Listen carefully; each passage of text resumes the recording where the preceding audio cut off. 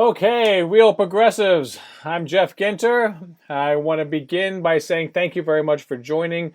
I really want to put out an emphasis on sharing our content. Why do I want you to do that?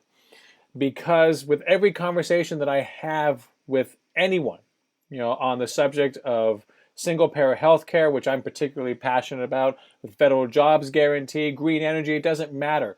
It always comes down to the question of how you're going to pay for it. It's always expensive. We always hear about debt and deficits. So I really want people to get the word out. One of the most important things that we can do is preach to the choir. Why do we do that? So the choir will sing. And I need you all, everyone that watches me, everyone that watches Real Progressives, everyone that watches Deficit Owls or Stephanie Kelton, and I want you to sing. I want you to make the choir huge. I want you to make the choir impossible to ignore.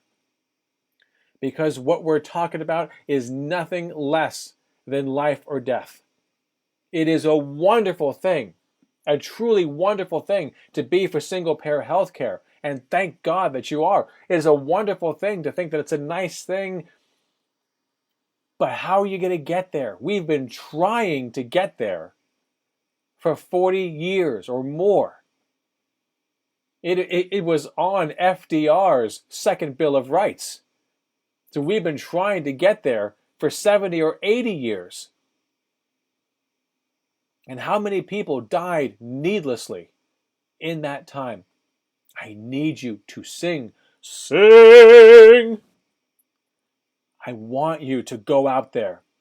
I want you to start conversations. I want you to share this video, Real Progressive videos. Share Stephanie Kelton. The most important thing is I'm going to show you something, that is just a series of names. And it's so important that you don't take my word for this stuff. Don't take anyone's word for it. I'm nobody. I'm nothing. I'm just a guy. Okay? I'm a guy who had his 15 minutes and that's over, and thank God. But these are the people that you need to pay attention to. These are the people these are the reasons why I'm talking. Warren Mosler, Stephanie Kelton, Randall Wray, Pavlina Chernova, Bill Mitchell, Stephen Hale, Fidel Kaboub, Scott Furlwell. These are all PhD economists. Ellis Winningham, Mike Norman, Rohan Gray. There are so many. This is a partial list of actual economists and economic experts who are going to be able to lead you down the path to prosperity. The people who are going to be able to show you how it is that we can do the things that we claim that we want. And the only thing that we have to do after we learn it is put up the political fight for the actual programs. And just in case that didn't come off clear enough, why am I saying learn the economics? You're still going to have a fight. Of course you're going to have a fight. But we've been fighting two wars for the last 40 years. The first one is the program worthwhile? Should we have this program? The second fight is how you're going to pay for it. Now, the first fight is a relatively easy one to win because morality is morality. If the other side only has, you got to be able to pull yourself up by your own bootstraps. If that's the frame of work which they're putting their argument through, we can destroy that easily. That's not the problem. The problem is convincing people that we can pay for it. Because this is what we're up against. This is bad. There is no doubt Senator Bernie Sanders is well-intentioned when he talks about the urgency in passing his Medicare for All bill, but the commie red blood that pulses through his good heart betrays this impossible plan that is nothing more than an expensive statist pipe dream. It's more like a pipe bomb that would blow up the economy with long-term irreversible damage. As we well know, you can't unring the bell of entitlement. The freedom-focused Mercatus Center did something Senator Sanders' office has not. They actually ran a cost-benefit analysis and found this sicko socialism would cost roughly $32.6 trillion over 10 years. Even if you doubled tax collections from individuals and corporations, yes, that means you'd be paying twice what you already do in taxes. That still doesn't cover the tab. My God, free healthcare is expensive. Sanders derided the findings as illegitimate and, quote, grossly misleading and biased because the Koch brothers have supported Mercatus in the past. So let's compare that study with the same analysis from a different, more left-leaning, Sanders-esque outfit, the Urban Institute. They came up with a vastly different projection, estimating the plan would only cost $32 trillion over 10 years. Oh, you mean it's the exact same malignant tumor no matter how you dissect it? Gee, it's odd how math works. Senator Sanders should pull his head out of his own dark utopian cavern and fiddle with an abacus once in a while.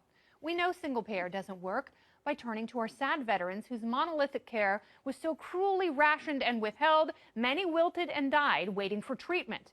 And this was to a group of people who've served, many of whom fought for freedom, yet the government punched them in the sack while they waited in vain.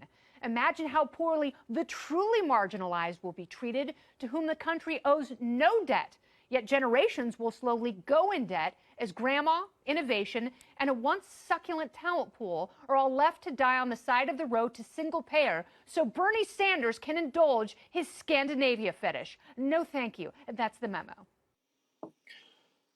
There's a lot of things that I would like to say, about, obviously, it's low-hanging fruit to insult the messenger. And I'm not going to do that. That's cheap and that's easy, and she certainly makes it easy. But what I want to attack voraciously is the notion that these things are expensive and therefore we should not be able to do them. There's a lot of things that she says in there, not the least of which is, the red baiting. He's well-intentioned, but his commie red blood. Jesus Christ. This is not a communist idea. This is a public purpose idea. There is nothing more American than taking care of one another, than making sure that your neighbors don't go without. There is nothing more un-American than looking out for your own best interests exclusively. Making sure that you have yours while everyone else is left to wonder, what happened? That is un-American. That is un-Christian, that is un-religious, that is un-whatever you want. There is no other way to look at it. That was horrible and disgusting. When it comes to cost, to the federal government that issues the currency, there is no issue with cost until we get to an inflation standpoint. We're nowhere near that. We need to get to full employment. We need to start maxing out our actual productive capacity. By some estimates, we're $2 trillion a year away from that. So we have the policy space, as Stephanie Kelton would say, to be able to start talking about what kind of a society do we want to create? What are we trying to do here? They say that America is the great experiment. Well, we've been experimenting with some pretty fucking heinous shit. Recently, we're really flirting dangerously with authoritarianism. We're absolutely, positively full-out plutocracy and fascism. Is that what you want? Because if that's what you want, congratulations, you succeeded. And I'm here to tell you that you have succeeded. Decisions are made by those who show up. And if more people show up who refuse to allow this shit to happen, then it doesn't happen. So we cannot look to our leaders. I am certainly not impressed with the places that they have been leading. They're leading us into a desert. I want an oasis. I want a luxurious oasis. Because I'm selfish? No, because it's possible, and it's possible for all of us. She actually went and said that if you want to look at single parent, how it doesn't work, she looked to the VA. And this is how we treated the people that we owed something to. Imagine what would happen to the rest of the country to whom we owe nothing. Remember, the federal government owes you nothing. But even more insidious than that, she says it's an impossibility because of how expensive it is. My God, how expensive is free health care? $32 trillion over 10 years. Well, I picked this particular article because Forbes is not known for its left-leaning, sicko, commie, socialist bullshit. But here in Forbes, they say that, I think this was for 2016, according to, pardon me, I changed my glasses. According to CMS, our national healthcare expenditure is projected to hit $3.2 trillion this year. Now do the math. $3.2 trillion this year. Does that sound like $32 trillion over 10 years? She had an apoplexy on live TV over the fact that single-payer healthcare would cost $32 trillion over 10 years, when that's exactly what we're paying right now. But there is a fundamental difference between $32 trillion over 10 years, the way we're doing it now, versus $32 trillion or whatever it happens to cost if the federal government picks up the tab.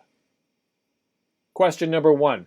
Do you, private citizen, private corporation, state, municipality, do you create your own currency? And if you do, can you force other people to use that currency? The answer to both, no. You don't create your currency, and if you do happen to go into the basement to create your own currency, who is going to use it? If you don't control your own currency, then you have to use the unit of account, which is the United States dollar. And the only place you're going to get that is from the United States government.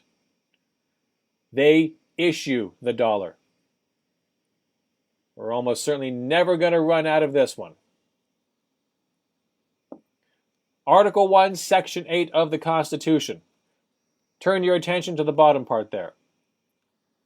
To coin money, regulate the value thereof, and of foreign coin, and to set a standards of weights and measures, and of course, to tax. To tax. Our sovereign money is defined with three characteristics.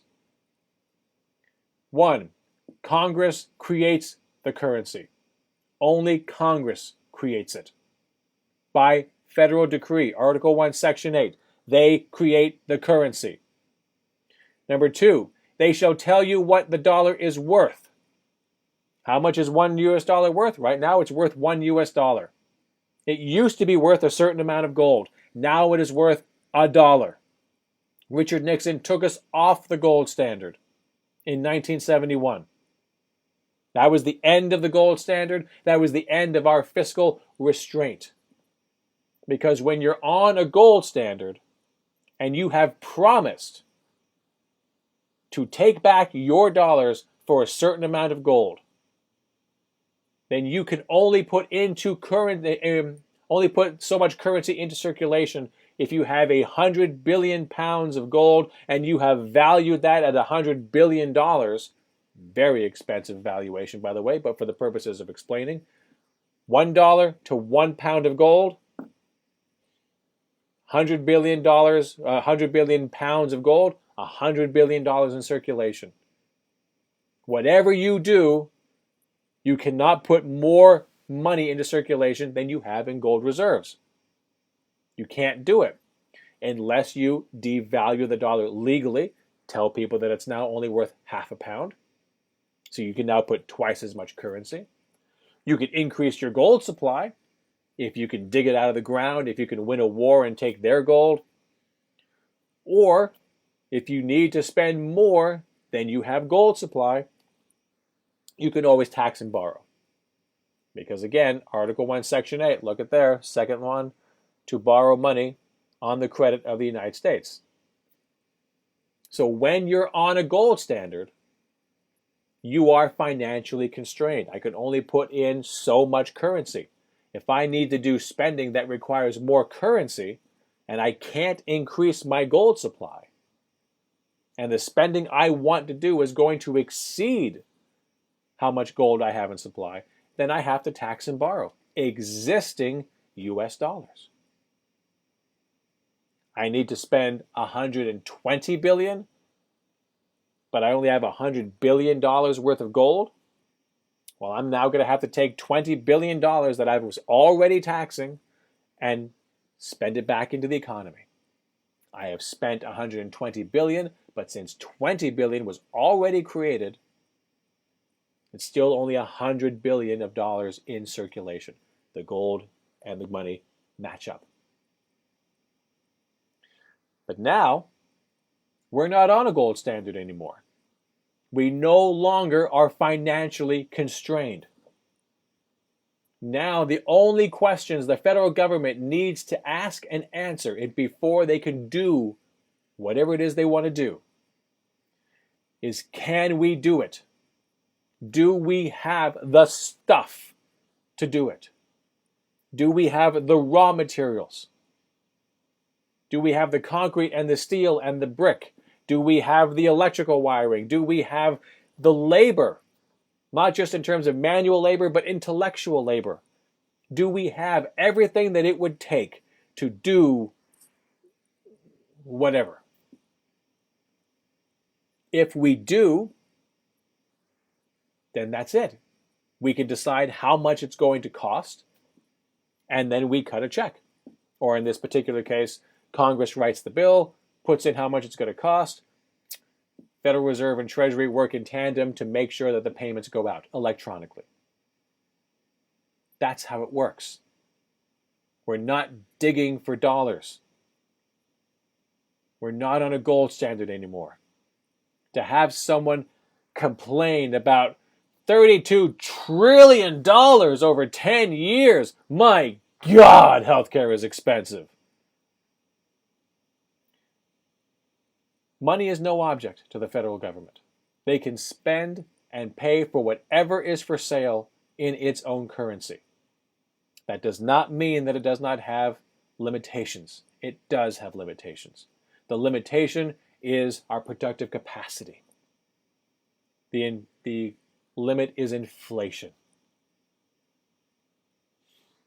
But I'll tell you a little secret.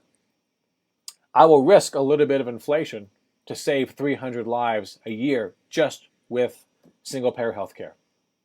The third leading cause of death in the United States is single-payer health care. I'm sorry, pardon me. The third leading cause of death in the United States is medical errors. Medical errors. The third leading cause of death. Medical errors because of for-profit health care. 45,000 people die needlessly because they don't have access to health care at all. Another 220 to 400,000 on average die because of medical errors. Because the institutions that are supposed to be looking after our best interest are too busy looking after their bottom lines. Corners get cut. Things get missed. Nurse staffing ratios go down. Dangerous situations abound. So that CEOs can be rich and we can die in mass numbers. And someone is worried about a little bit of inflation, the possibility of inflation, the possibility of unemployment because we would put insurance companies out of business. We could deal with unemployment. We could set up a federal jobs guarantee. We can make sure that no one is ever without a job who wants one, and make sure that it's a great paying job, and make sure that there's education, free education. We can do all these things. We can build up our infrastructure. We can make sure that public schools are the envy of the world and teachers are amongst the highest paid. We can do all of these things, not necessarily all at once. Resources will have to be seen to. We will have to be able to make sure that we have them. Let's take single payer as an example. Do we have, as question number one to a federal government with a sovereign currency, the question is not how much it's going to cost. The question is, what would it take to do it? So you want to do single payer healthcare. We're going to have an increase in how many people are going to be using their doctors. If the floodgates are now open and everyone has access to a doctor and there's no copays of any description, you simply go and you see a doctor, present your single payer healthcare card, your Medicare card, and that's it. Government picks up the tab. Do we have the stuff to make sure that that would happen? Do we have the doctors? Do we have the nurses? Do we have the medical staff? Do we have the pharmaceutical companies ready to dispense the needed medications? Do we have the infrastructure in hospitals and clinics? Do we have the things that we would need to make sure that everyone that needed to use these services would be able to go? If the answer is yes, all those resources are available and they exist, ready for use right now, then great. All we have to do is do it. Write the bill, decide how much it's going to cost, and then make the payments. And now everyone gets to go. But if, as it's more likely, no, we don't have the resources, then the question becomes, can we marshal our resources to be able to do these things? Is it a question of there's not enough hospitals? We simply don't have enough hospitals. Even if we took all the hospitals that are shutting down across the nation and reopened them up today, would they be in functioning capacity? Would we have the stuff? Would they be well stocked? Maybe if we even opened all of them up, do we still not have enough doctors? Because even when they were all open, we still didn't have the ability to see everyone because most people couldn't see a doctor. So, okay, maybe we have to build some hospitals. Maybe we got to build some clinics. Maybe we got to build something to be able to meet the demand. Okay, well, that's the physical structure. Do we have the doctors? Do we have enough doctors to be able to see everyone? Do we have enough nurses? Do we have enough technicians? If the answer is yes, then fantastic. We simply need to get them a place to go to work. But if we don't, then maybe it's a question of educating people. So maybe we should also look to education. Make sure that people can go to school free of charge. You get to go and we'll train you to be a doctor. Why would we do that? Maybe it's because we decide as a nation that healthcare is a right, that healthcare is necessity, that if we want to be able to create the true freedom in this country that we always claim to cherish, that it must also come with the freedom to be able to go to any doctor for any reason and have your needs met so that you can be free to pursue the things that you want to pursue. We decide as a nation that that is right, that that is the good thing to do. So we educate the doctors and the nurses and the technicians.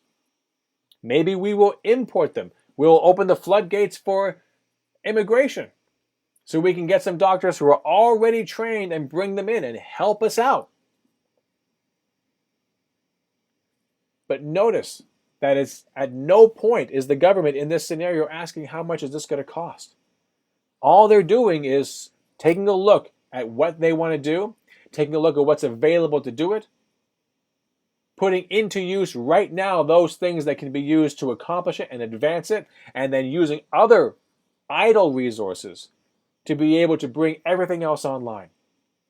It's not about how much it's going to cost. It's about how long is it going to take to get us there. So our politicians can say to us, we're going to do single-payer healthcare. We simply don't have the resources to do it right now, but this is the plan that we have, and this is how long it's going to take. So maybe in 3 years, we're going to bring on single-payer healthcare light. Our existing resources will be brought online and we'll be seeing more people. And in another 5 years after that, we will have the infrastructure for single-payer healthcare set up, and we will start, with the educating of doctors and nurses right now, so that in 1 to 5 to 8 years, we're completely stocked up. We have all the staff that we need. We have all the infrastructure that we need. All the medications and the medical manufacturing is all ready to go. And we brought it online slowly. And at the end of that time, it cost however much it cost. The cost is unimportant relative to the necessity of the job being done. We only care how much it's going to cost so that we can actually make the payments. And we just keep an eye on the horizon. Are we outstripping the economy's ability to absorb all this spending? Are we creating an inflationary situation? Same thing if we want to do a federal jobs guarantee. Everyone gets a job who wants one. The federal government will pay for it. It will be locally administered. The local municipalities will decide what jobs are available. And who are the local municipalities? Not a small group of people. Go to a town hall. Engage with your elected representatives. Become an elected representative. We, the people of the United States. You don't like who's making the decisions? Get in their face. Tell them you don't like the decisions they're making. Convince your friends. Go to a town hall. Make a case. Make an argument. Make a stand. Politics, like living, is not a spectator sport. You must get involved if you don't like the direction of the plus tax. You must get involved if you don't like the direction that we're going in as a nation. For every federal program that is to be for the public purpose, free education, K through PhD if we say we want to, single-payer health care, all your health care needs met from womb to tomb, federal job guarantee, guaranteeing that you will never be without a job if you want one. And it will be a good paying job. Sets the floor for labor. No one will ever be able to withhold a job or pay you less. You'll be able to have a roof over your head. You'll be able to afford good, nutritious food. Why? Because we will subsidize good, nutritious food. You want to have your junk food? Great, but we're not going to subsidize that shit no more. You want it, you'll pay for it. And you know what's great about that? Is you'll have a job, a good paying job, to be able to afford your Snickers bar at $5 a bar.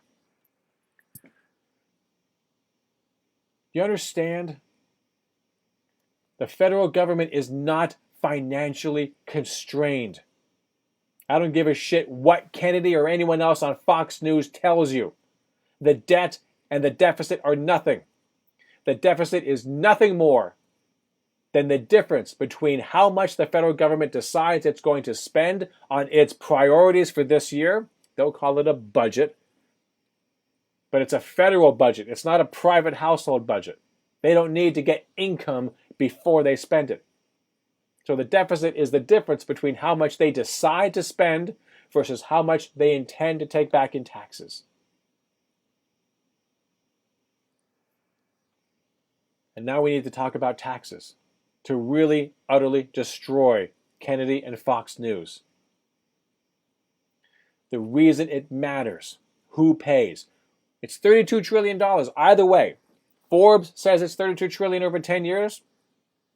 Kennedy and Fox News is saying that it's $32 trillion over 10 years. But if you pay it as you are doing right now, $32 trillion is on us. We pay it directly. Our businesses pay it directly. You're paying it. $32 trillion. And do you issue the currency? No, you don't. You have to earn that money. You have to earn that money with a job that hasn't paid much of anything. Our wages have been stagnant for 40 years. We have to pay for more and more and more off of credit cards and bank loans and predatory lenders. If we, the people, have to come up with $32 trillion, that is to our detriment and our death. But bankers are going to make off like a bandit. Billions of dollars a year off of our private debt. But if the federal government pays it, if they create their own currency, if they set the value, and right now it is not pegged to gold or anything, they don't promise to exchange that dollar for anything other than another dollar. You can take your shitty ass $1 bill to the Federal Reserve and they'll give you a nice shiny $1 bill. That's it. And if they can enforce a tax, this is the most important part.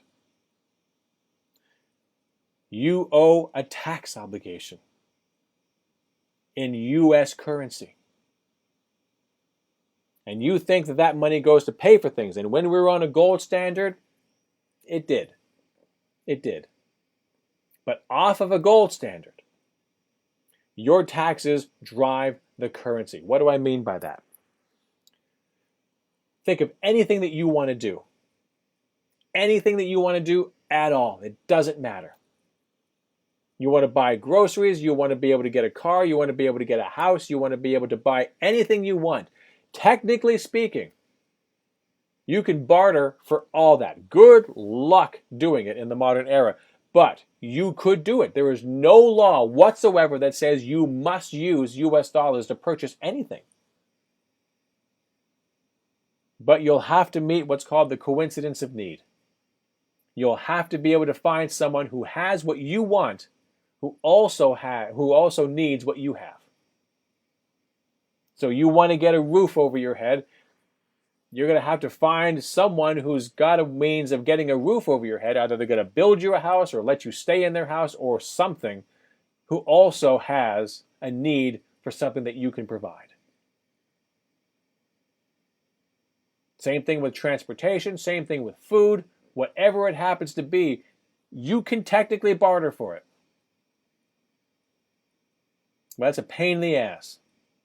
And you'll have to be constantly doing it. But there is one thing that you can't do that for. You can't pay your taxes in anything other than US dollars. There's no getting around that. If you don't pay your taxes, they will garnish your wages. They will confiscate your goods. They will imprison you. They will punish you. Do they do this because they need your stuff? I mean, how many times have you seen ads for auctions, federal government auctions? They've seized all this stuff from people and now they're auctioning it off. You actually think they're auctioning it off because they need the cash? They're trying to regain the cash value of how much taxes you owed? You owed $100,000, so we're going to take your house, and as long as we can get $100,000 for it, we're fine? No. They print money. They create money every time they spend. Every bill that they make is new money being created, and it's all done electronically. They don't need your cash. Why in God's name would they need your cash, which they had already created and spent into the economy, and it wound its way to you? Why would they need it back in order to be able to spend on programs? It defies all logic. The answer is they don't, but they will punish you to make sure that you need their currency. You need their currency, and they need you to need it. So now you're going to go work for it. You won't accept a job for anything other than US dollars. And everyone else is in the same boat. Everyone owes tax in US dollars in one form or another. Everyone pays the tax. somehow, some way, you owe a tax in US dollars. And since everyone is in the same boat, everyone needs US dollars. It's become a very wonderful, convenient unit of exchange. You can now use these US dollars to purchase your house, your car, your groceries, go to the movies, do whatever. As long as you save enough US dollars to be able to pay your taxes, everything else you make is gravy. Everything else is what you can use to finance your life. And if you have a good paying job, then you can actually finance a rather nice life. But for the vast majority of people, recent studies have said that 40 to 60% of the American people can't afford a $500 emergency. More than half the country is in poverty. 18% is in abject poverty. Almost everyone else is so close to poverty they can taste it. So how are they financing their lives? As much as they can from their paychecks, meager though they may be, the rest is putting it on credit cards, bank loans, predatory lenders. And can they just print money to be able to do that? No, they have to find the money. They have to keep earning more, getting a second job that doesn't pay very much to be able to pay off the credit card. And you would call them fiscally irresponsible. But the country runs on sales. That's what the economy runs on. You want them to be fiscally responsible? You want them to put away the credit card? You want them to not get the bank loan or the predatory lenders? Fair enough. But then who's going to be doing all the buying? Every time they go to a restaurant, someone has just earned money. Every time they go to the movies, someone earned money. Someone's spending is someone's income. The country runs on sales. You can't tell them to not buy things because then you won't be earning things. They don't buy, you don't sell. You don't sell, you lay off workers. You close down factories.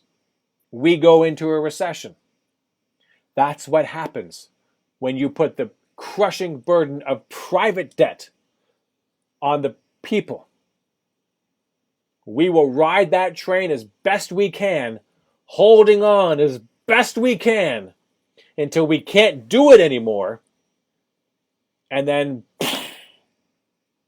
it all falls down. And if we're lucky, we go into a recession. If we're not lucky, we go into a great recession. And if we're really balls unlucky, we go into a depression.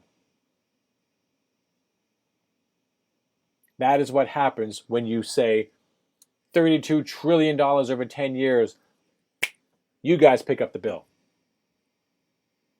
Because that's the fiscally responsible thing to do, right? Don't let the federal government do that. Because the federal government would actually make sure that you didn't have crushing debt. And we can't have that. Because the banks would lose billions of dollars. The insurance companies would lose everything. So who does the government work for? Does it work for you? Sorry. Works for the insurance companies. Works for Wall Street. Works for the military-industrial complex. But as much as that sucks, here's the prescription. Here's the solution. We, the people of the United States, in order to form a more perfect union, we, the people. Decisions are made by those who show up. So first things first. Understand federal finance. It's not that difficult. It's a bit of a mindfuck because it works the exact opposite of your finances. And you have been subjected to 40 years plus of politicians, oligarchs, bobbleheads on television like Kennedy telling you that the country is broke, that your taxes are going to have to go up to pay for things, it's full of shit. So first things first, understand federal finance. So when they tell you that shit, you can look them in the eye and say, stop it. That is not how it works. I know where the dollar comes from. And my family is at risk because people like you keep trying to privatize everything. You're trying to make yourself rich and your friends rich, and you don't give a shit how many bodies you have to walk over to make that happen. You tell them that, and the color's going to race away from their face. And they will run with their tails between their legs. And then we get to work. We, the people, we are in charge. And that is a huge responsibility, an awesome burden. But it's the only thing that's going to save us. Us. We have to understand how to do it, and then we have to go and do it. Because right now, if you don't understand how to do it, if you don't understand how federal finance works, if you believe that your taxes actually pay for programs at the federal level, then you won't be able to get it through. You won't be able to do it.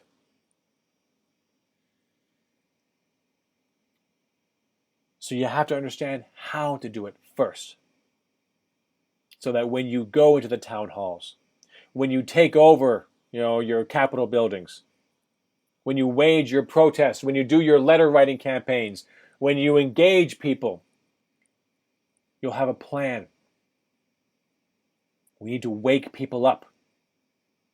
We need to be able to engage more people. I need fresh eyes on this video. I need fresh eyes at Real Progressives. I need fresh eyes on Stephanie Kelton and Warren Mosler and Pavlina Chernova and Stephen Hale and Fidel Kaboob and Scott Fulweiler. I need fresh eyes on these people. We got 360 million people out there. And I need as many of them as possible paying attention to this. I need as many of them as possible understanding and getting pissed off, so that they will actually do something, so they will activate, and they will make sure that this never happens again. Donald Trump should never have been a viable option. Do you understand how much pain is out there? Do you understand how many people are dying, how many people are choosing between food and medication because the burden of paying for all these things is placed on their shoulders? With an economy that is just not working for them, with a job that pays virtually nothing compared to what it takes to actually live in this economy. You cannot put more burden upon them, and there's no reason to do so. It is treasonous to the values of humanity to do so. Every person that dies this year because of lack of access to healthcare or because of medical errors, that's on us. You want to blame the insurance companies? Fine, blame them. You want to blame the media company? Fine, blame them. But when you brush your teeth in the morning, you took a hard look at yourself and you blame yourself as well. Just like I do. Because I didn't do enough. For every friend that I have that has a new diagnosis, for every person that I come across in my job who is not able to afford what they need to be able to live, that's my job. I should have done something.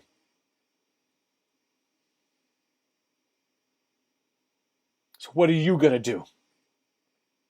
Who are you going to talk to?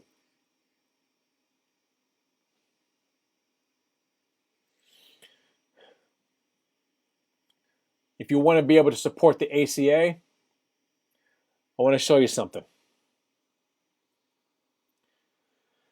In 2009, when we were in the throes of the Great Recession, the insurance industry was not doing that great. But in the ensuing 9 years, the S&P managed care sector, made up of the largest insurers, they have gained more than 1,100%. 1,100%. The ACA has saved some lives. There's no doubt about that, and thank God that it did. Because those people were in a world of hurt. And it did save some people. And it has been horrible for others. But it has been, what a windfall for the insurance companies. When we say that the ACA was a giveaway to the insurance companies, this is what we're talking about. The S&P bounced back about 500 points, but the insurance companies well over 1,000%. Not 1,000 points, 1,000%.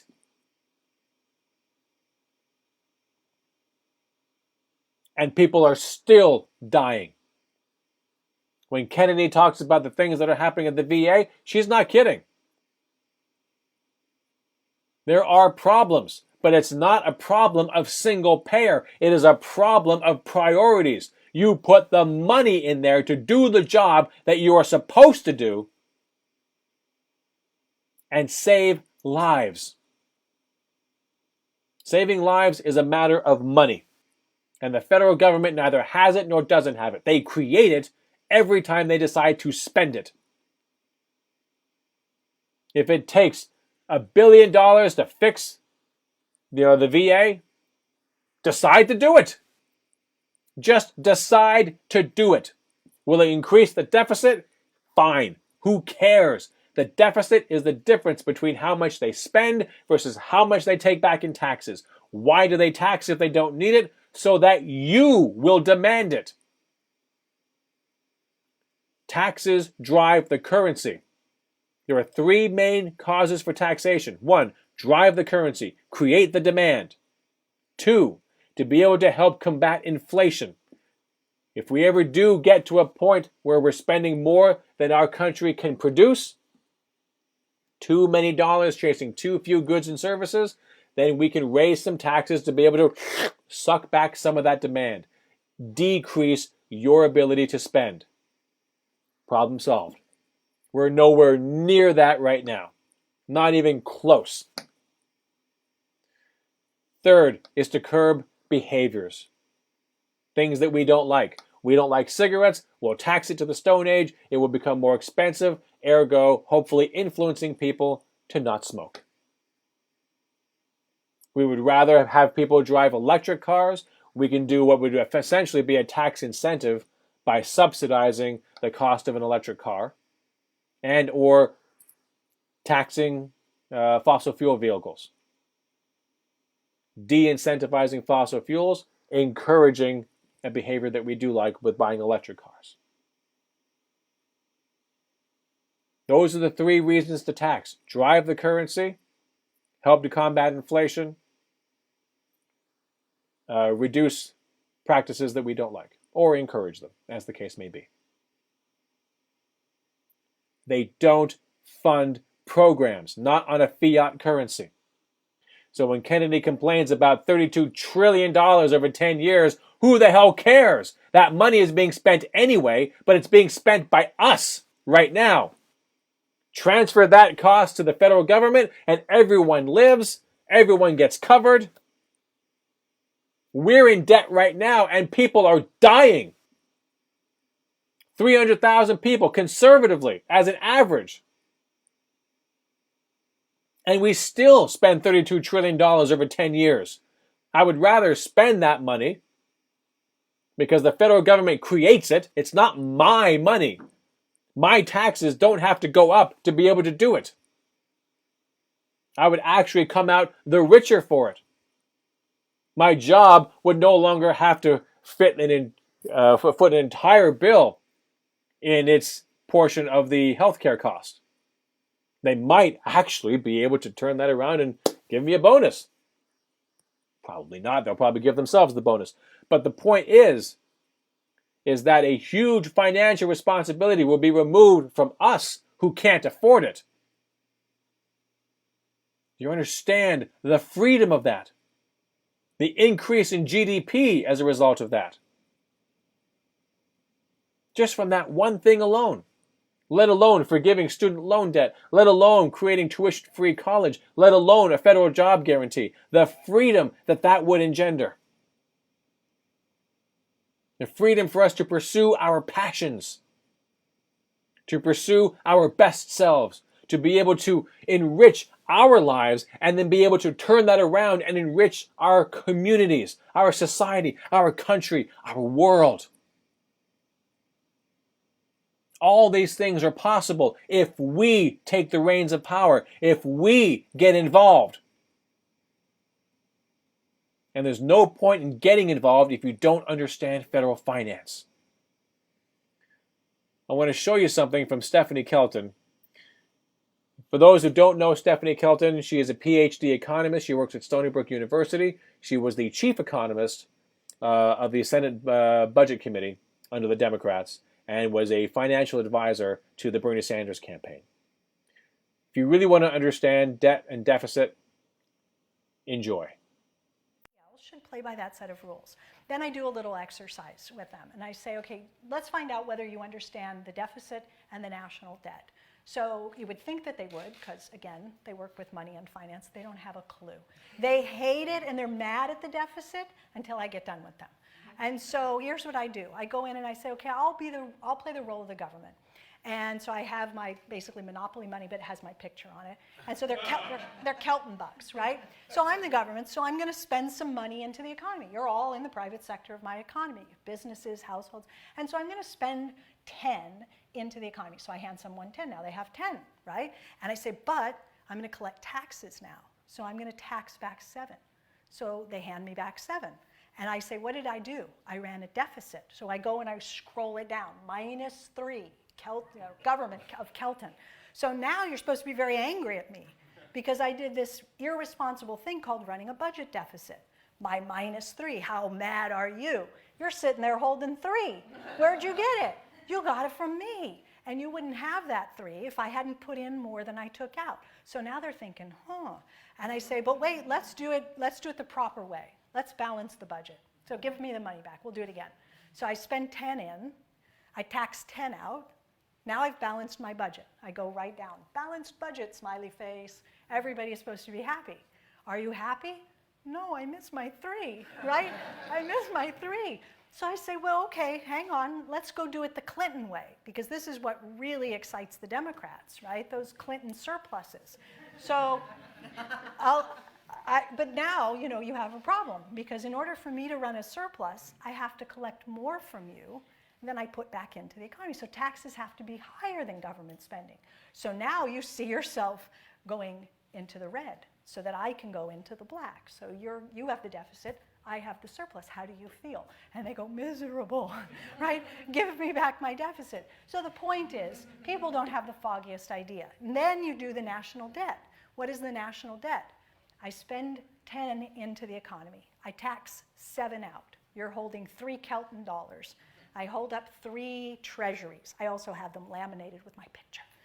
And these are treasuries, right? And I say, who would like to buy these 3 Kelton treasury bonds? And sure enough, the person in the audience who's got the 3 Kelton dollars that don't pay any interest would like to swap them for the treasuries, which pay interest. Now you feel even happier, because not only did I give you money, I'm subsidizing your savings with free interest money, right? Which is what's happening when the government borrows. The money to buy the bonds comes from the deficit spending itself. So you're not even out anything. You're up, your wealth is up, your income is up. The problem is with the distribution, because who holds those treasuries? They're not equitably distributed across the economy. They're mostly concentrated in the hands of the wealthy, who can afford to save and put money into investment vehicles like treasuries and so forth. So it isn't that the national debt is a bad thing, it's your asset. My liability, it's your asset, right? And you're getting a risk-free asset and I'm paying you to have it. We could talk about why I do that. So just remember, the deficit is simply the difference between how much they choose to spend versus how much they decide to take back in taxes. And the role should be to balance the economy, to make sure that we have an equitable distribution so that we have safe communities, people with good paying jobs, that they have enough that they can be able to spend and be able to save so that they can go off and do things for their lives, which will enrich our communities, which will enrich our country. We want to balance the economy. We don't ever want to balance the books. And if that means that we have a sufficient economy such that the deficit can be lowered, then lower it. That's fine. But if it needs to be raised, then raise it. Let the real conditions in the real economy dictate how high or low that deficit needs to be. And of course, the debt is nothing more, nothing less than the entirety of the money supply. Your money, my money, what you have in your pocket, in your bank accounts, and of course all the treasury securities, all the existing money supply that has not yet been destroyed with taxation. That's it. If we lowered the debt, we lower the money supply. Less stuff for you to play with. Less stuff for you to be able to finance your life with. That's not good. Just on a final note, Mike Norman is a wonderful, bond salesman. He's a great economist. He's running for president. At least last I saw, I'm pretty sure he still is. But he's great. He used to actually be on Fox News. He's a Republican. I'm not a Republican. It took me a long time to come around and say that I like Mike Norman after I discovered he was a Republican. And that's a problem. That is a huge problem. Parties are weaponized. Parties are the problem. They give you a nice tribe to be able to rally your troops around. But if the only thing they do is drag you by the nose, you're not getting anything done. You're not getting anything accomplished that's any worth. I am policy driven. Policy exclusively. Policies, not parties. Solutions, people, not politicians. No one gets loyalty from me. I will fight alongside you if and when you show me that you're going to fight for the right policies. But Mike Norman used to be on Fox News, and for those that were watching that video with Kennedy, this will be quite instructive. Hey, what's up, people? Some of you asked me about Fox News stories, so I can give you some Fox News stories. Actually, there's so many. I was with Fox News as a business contributor for 10 years, over 10 years actually, from 2001 to 2012. All right. Anyway, Fox News stories. First of all, let me tell you something about the news business and television. Some of you may already understand this or know this or kind of had a feeling about this. It's all crafted, folks. I mean, when you think, you're getting a news story, it's always pitched in a certain way. You have producers. Whenever we did a show, and this is not just applicable to Fox News, I'll give you like a story about, what happened to me, an example, or what I saw at Fox News, but it's crafted. You have a producer who, they develop a kind of a topic that they want to talk about for a segment, or maybe for the entire show. We'll have a theme, and then it's presented in a certain fashion, and they'll go out and they'll book guests, and they'll ask the guests, even people like myself who happen to be contributors. I was employed by Fox News. They would call me up, the producer, and say, okay, we're doing a show this Saturday, and here's the topic. What would your response be to this? Let's say the government's running out of money, okay, and we're going to go broke. And of course, I would say, that's ridiculous. That's not going to happen. And they're like, no, we can't. We're not going to be able to use you on this one, Mike. We'll bring you back on another one. So it's like they're looking for people who can pitch the line that they want, and they're very specific. So remember that no matter what you're looking at, Fox News, NBC, CBS, ABC, I don't trust any of them. MSNBC, CNN, you have to be able to get your source of news from at least multiple, 2, 3, 4 sources. Is this going to be work? Of course it's going to be work. But what choice do we have? They've given us no choice. The oligarchs bought all the media companies. They bought the politicians. You can't go to these people and expect to get truth. You might get nuggets once in a while, but you're not getting truth. Kennedy lied to you. She either lied to you knowingly or unknowingly, but either way, what you got there was not the truth. Even if the numbers were correct, the presentation of them, what it represented, was a lie. Deliberately designed to make sure that you don't fight for it. Don't stand up for it. Find the people that are going to say, well, I would love to do single payer, but my God, $32 trillion over 10 years? That's just incredibly expensive. And you find them to discover that they're scared of their taxes going up. You think, I'm going to pay that kind of money? I can't afford that. And they won't pay for it. They won't fight for it. Not with my tax dollars. This is what we're up against. We could have so many more allies. So many more people standing up and declaring loudly, this is what we will accept, and we will accept nothing less. You will pay to the public purpose, as outlined in the Constitution and the Declaration of Independence. We hold these truths to be self-evident, that all men are created equal, endowed by their Creator with certain unalienable rights, and among these are life, liberty, and the pursuit of happiness. You tell me how you can get any of them if you're afraid of doctor bills and going bankrupt. And that to guarantee these rights, governments are instituted among men to guarantee them. This is the Declaration of Independence.